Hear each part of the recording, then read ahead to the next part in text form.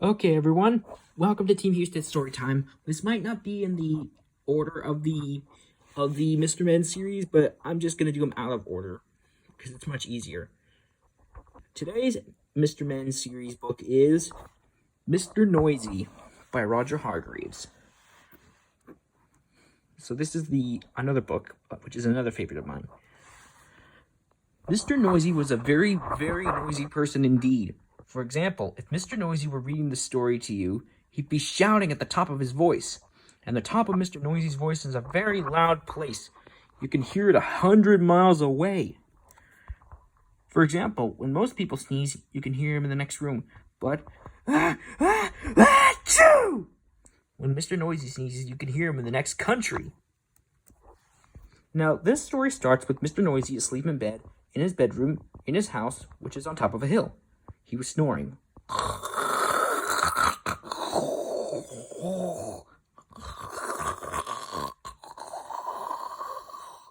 And as you can well imagine, when Mr. Noisy snores, that is a snore worth hearing. It sounds more like a herd of running elephants than a snore. Then Mr. Noisy's alarm clock went off. Ding, ding, ding, ding, ding, ding, ding, ding, ding, ding. Mr. Noisy's alarm clock sounds like no other alarm clock in the world. It sounds more like a fire engine. Mr. Noisy woke up, and so too did all the people who lived in Wobbletown, which is at the bottom of Mr. Noisy's hill. Later that day, Mr. Noisy decided that he had to go shopping. He went out of his house, shutting the door behind him. The door wobbled. The house wobbled. The whole hill wobbled.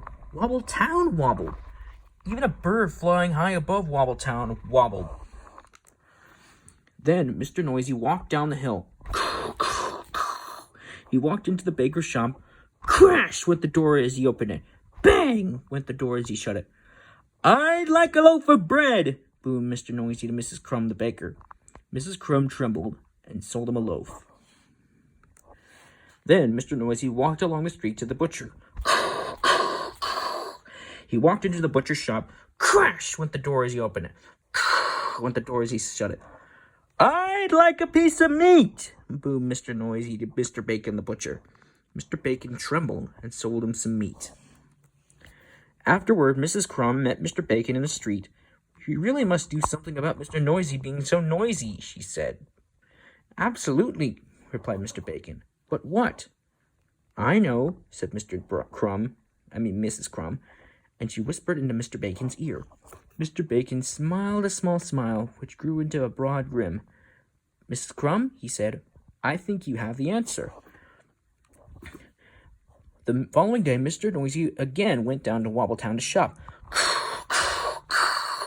He went into Mrs. Crumb's shop. I'd like a loaf of bread, he boomed.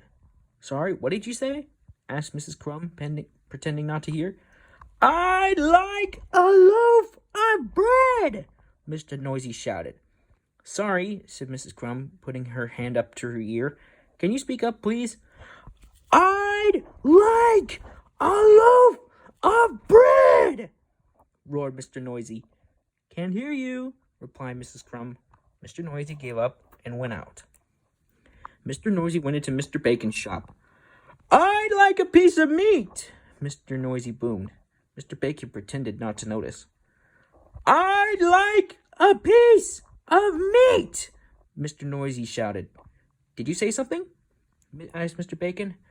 I said I'd like a piece of meat, roared Mr. Noisy. Pardon? Said Mr. Bacon. Mr. Noisy gave up and went out and went home and went to bed hungry. Poor guy. The next day, Mr. Noisy tried again. He went into Mrs. Crumb's shop. I'd like a loaf of bread, he boomed. A what? Asked Mrs. Crumb. Mr. Noisy started shouting at the very top of his voice. A loaf of... Then he stopped. And then he thought. And then he said quietly, I'd like a loaf of bread, please, Mrs. Crumb. Mrs. Crumb smiled. Certainly, she said. Then Mr. Noisy went into Mr. Bacon's shop. I'd like a piece of meat, he boomed. Did you say something? Asked Mr. Noisy. Yes, I did, shouted Mr. Noisy at the very top of his voice. I said I'd like a... Then he stopped, and then he thought. And then he said quietly, I'd like a piece of meat, please, Mr. Bacon. Mr. Bacon smiled. My pleasure, he said. So carrying his bread and his meat, Mr. Noisy set off and for home, up the hill. Then he stopped. Then he thought. And then, do you know what he did? He tiptoed. A tiptoe was something Mr. Noisy had never, ever tried before. It was fun. Mr. Noisy arrived at his front door. He put out his hand to open the door, and then he stopped. And then he thought. And then do you know what he did? He opened the door very quietly. He stepped inside and then shut the door very gently. Quietly and gently were two things Mr. Noisy had never tried before either. They were fun, too. And do you know something? Mr. Noisy isn't as noisy as he used to be. And do you know something else? The people of Wobbletown are delighted, especially Mrs. Crumb and Mr. Bacon. And do you know something else? Mr. Noisy has even learned how to whisper. So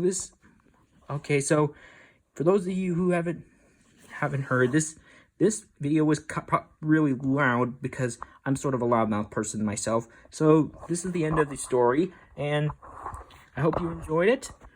And if you lost your hearing, then I'm super sorry about that. I had to do it because Mr. Noisy is very loud.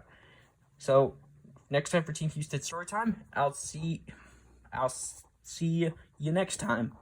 See ya.